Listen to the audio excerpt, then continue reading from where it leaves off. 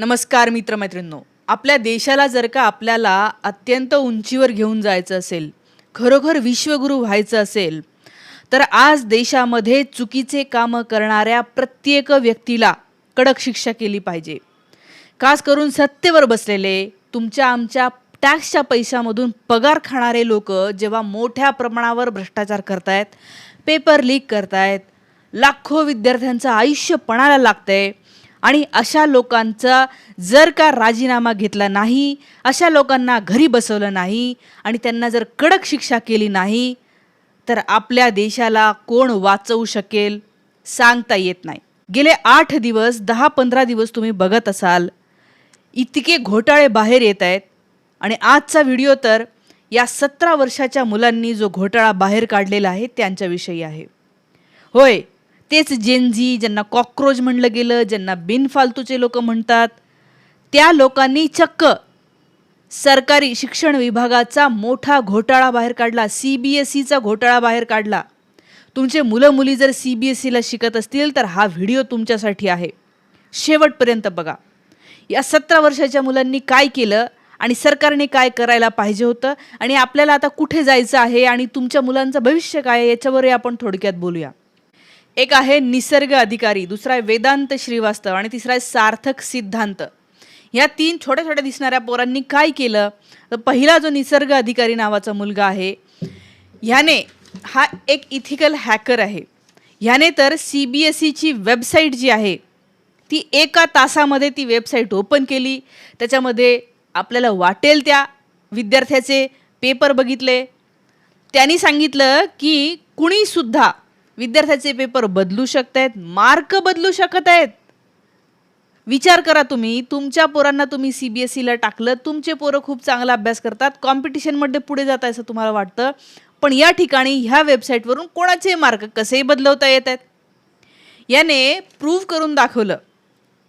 आणि त्याच्यानंतर बरं, त्यांनी फक्त प्रूव्ह नाही केलं तर त्यांनी अशा प्रकारचा मेल CBSEला पाठवला, शिक्षण विभागाला मेल पाठवला फेब्रुवारी 2025मध्ये. त्याचा स्क्रीनशॉटसुद्धा त्याने ट्विटरवर सगळीकडे पब्लिक केला आहे की बघा, मी फेब्रुवारीमध्येच सांगितलं होतं आपल्या सरकारला, फेब्रुवारीमध्येच मेल करून सांगितलं होतं की अहो वेबसाईट तुमची सिक्युअर करा, कुणी पण मार्क बदलवू शकत आहे. पण ह्या सार्थककडे कुणीच लक्ष दिलं नाही. आता पुढे पेपर लागला, काय म्हणूया रिझल्ट लागला. त्याच्यानंतर बोर्डाने रिझल्ट, म्हणजे पोरांनी सांगितलं तरीसुद्धा बोर्डाने रिझल्ट जारी केला. ह्या मुलाने अनेक वेगवेगळ्या विद्यार्थ्यांचे मार्क बदलून सुद्धा दाखवले, ऑनलाईन स्क्रीन रेकॉर्डिंग करून दाखवलं.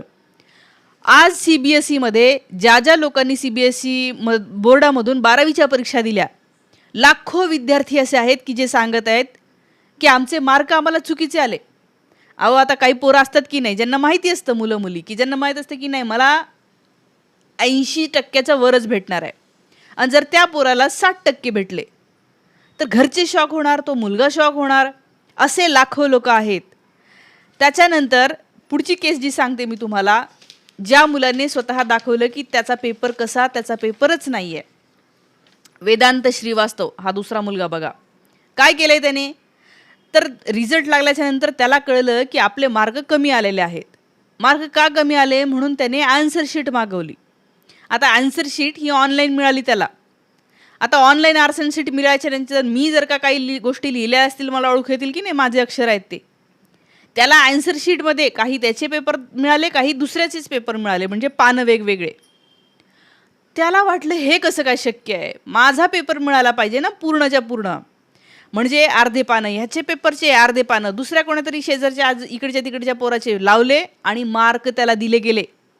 तो म्हटला की हे असं दुसऱ्याच व्यक्तीचे पेपर माझ्या पेपरमध्ये घातल्यामुळे मला मार्क कमी आले. त्याने हे ट्विटरवर शेअर केलं, सगळीकडे शेअर केलं.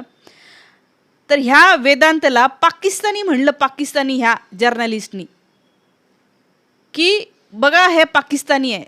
तुम्ही विचार करा, देशाचे विद्यार्थी आहेत, हे भविष्य आहे या देशाचं. म्हणजे या सिस्टीमवर कोणी प्रश्न विचारला बरं, त्यांनी काय मोदीला म्हटलं नाही, भाजपला काही म्हटलं नाही, त्याने फक्त म्हटलं की माझा पेपर हा नाहीच आहे, CBSEने काहीतरी घोळ केलेला आहे. बरं, तो एकच नाही आहे, असेही खूप लोक आहेत, पण लोक स्वतःचं नाव डिस्क्लोज करायला घाबरतात. हा वेदांत घाबरला नाही, त्यांनी ट्विटरवर सगळीकडे स्वतःचं नावही टाकलं. तो राहुल गांधीला सुद्धा जाऊन भेटला.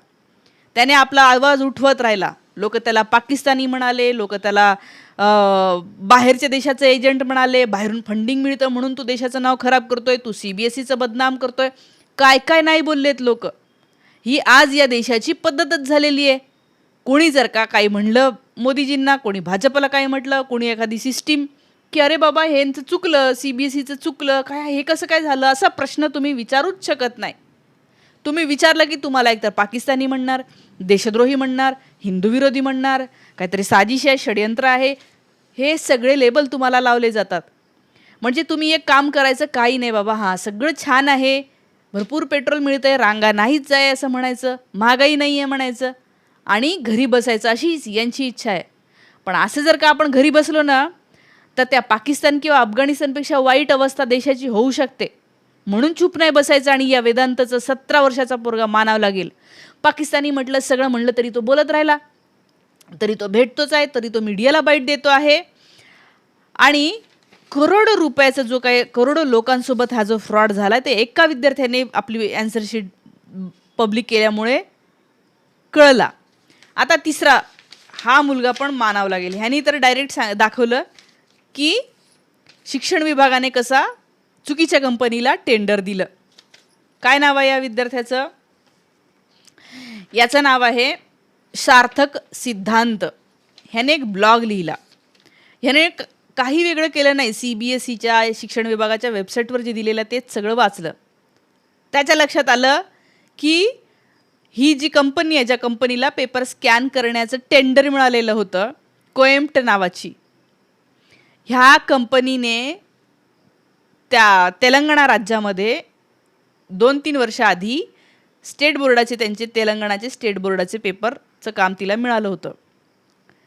ते काम फॉल्टी पद्धतीने केलं. इतकं फॉल्टी की तिथे सुद्धा ज्या विद्यार्थ्यांना 90च्या वर मिळाला पाहिजे, 95 मिळाला पाहिजे, त्या विद्यार्थ्यांनाही 60, 70 आणि 30%, काही लोकांना नापास केलं ह्या कंपनीच्या स्कॅनिंगमुळे. फॉल्टी स्कॅनिंग केलं. 23 विद्यार्थ्यांनी, बघा बातमी आहे, 23 विद्यार्थ्यांनी काय केलं आहे स्वतःसोबत, संपवलेलं आहे 10वी-12वीचे पोरं. का तर ह्या कंपनीने फॉल्ट केला. मग तेलंगणा सरकारने काय केलं की हिचं टेंडर काढून घेतलं, तिला शिक्षा केली. बरं, टेंडर त्यांनी काढून घेतलं किंवा त्यांनी त्याला दंड ठोठावला असला तर आता केंद्र सरकारने तरी ह्या कंपनीला द्यायला नव्हतं पाहिजे. पण केंद्र सरकारने म्हणजे CBSEने ह्याच कंपनीला CBSEचं टेंडर दिलं. आता हे का देत असतील बरं एवढ्या फ्रॉड कंपनीला? त्यांना देशाची काळजी नाही आहे का? नाही आहे. एवढ्या फ्रॉड कंपनीला का द्यायचं? कारण ही कंपनी नंतर त्यांच्या पक्षाला चंदा देते. बाकीच्या कंपन्या ज्या ऑनेस्टली काम करतील, ज्या चांगलं स्कॅनर वापरतील, प्रामाणिकपणे लोकांना उभं करेल, पैसा लावेल जेवढा पाहिजे तेवढा, त्या कंपन्या फंड नाही करू शकत ना, कारण त्यांना तेवढं त्यांचं उरतच नाही. पण ही काय करते कंपनी? हिचे स्कॅनर फॉल्टी आहेत. स्कॅन केलेले फोटो बघा, हे स्कॅन केल्याच्या नंतर असं नसतं येत, स्कॅन केल्यावर ब्लॅक अँड व्हाईटच येत असतं. ह्या याच्यामध्ये स्कॅनरमध्ये काय येते? ब्लॅक अँड व्हाईट किंवा कलरही येऊ शकतं, पण एकदम कॉन्ट्रास्ट असतो. या फोटोमध्ये तुम्हाला वाटते की स्कॅनरने स्कॅन केलं एखाद्या कंपनीने? ह्या कंपनीने तर पेपर असे कोणत्याही पोरांना दिले असतील की बाबा तुम्ही फोटो काढा, खटाखटा टाका, फोटो काढा टाका, आणि त्या पोरांनी फोटो काढले, म्हणजे स्कॅनिंगच केलेलं नाही आहे नीट, आणि म्हणून त्या अशामुळे घोळ झाला. बरं, घोळ असाही नाही झाला, मी तर म्हणते ना की ही जी संघाची ना जी काही पिलावळ बसलेली आहे, यांना आपल्याच काही लोकांना पडलेलं आहे की आपल्याच जातीतले पोरं वर गेले पाहिजे म्हणून, त्यामुळे ते असे जातीवाले शोधत असतील. आणि असेल काही लोकांना कमी मार्क, तर मग जास्त मार्कवाल्याचे काही पानं याला जोडायचे. हे असं काही केलेलं आहे का याचा शोध लागला पाहिजे. याच्यावर जे आहे ते आता इन्व्हेस्टिगेशन झालं पाहिजे, आणि त्याच्यानंतर ह्या तपासामध्ये जे काही सापडेल त्यांना शिक्षा केली पाहिजे, हेच आपण म्हणू. पण आता हे करण्याचं सुद्धा हेच राहिलं नाही, कारण की कालच शिक्षण विभागाच्या एका कार्यालयाला आग लागली. म्हणजे आता हे कळूच शकणार नाही कोणाला की हे पेपर कोणी बदलले, कोणाकडून झालं इकडचं तिकडचं अफरातफरी, कोणाला जास्त मार्क देण्यात आलेत का. कार्यालयालाच आग लागली. आता काय आगी अशा लागतात का? आगी अशा नाही लागत. या देशामध्ये बहुजन खतऱ्यात आहे. कोण खतऱ्यात असेल ना? बहुजन, गोर गरीब जनता आणि बाकी सगळे 18 पगड जातीचे लोक खतऱ्यात आहे. आणि काही लोक वरती बसलेले जे आहेत, संघ परिवाराशी सोबत असलेले लोक आहेत, ज्यांना एक प्रकारचं काहीतरी राष्ट्र आणायचं आहे, ज्यांना इथे ब्राह्मणवाद आणायचा आहे. ब्राह्मणवाद आणि ब्राह्मणजात ही वेगळी गोष्ट आहे, हे मी तुम्हाला परत परत सांगते. ज्यांना ब्राह्मणवाद आणायचा आहे, ज्यांना ब्राह्मणिझम आणायचं आहे, या लोकांनी तर नाही ना केलं. हे तपासामध्ये कळलं पाहिजे. एका कार्यालयाला आग लागली, पण बाकीचे कार्यालय तर असतील. आता माहीत नाही तिथं काय असेल, पण ते म्हणतात ना की ना बजेगा ना रहेगा बास ना बजेगी बासुरी. बासच नसेल तर बासरी कुठून वाजणार आहे? त्याच्यामुळे आता शोध पण नाही घेते. एवढा मोठा घोटाळा बाहेर आलेला आहे ह्या 3 पोरांनी मिळून. एकाने ते हॅक करून दाखवलं, एका तासात मार्क कसे बदलता येतात दाखवलं त्यांनी.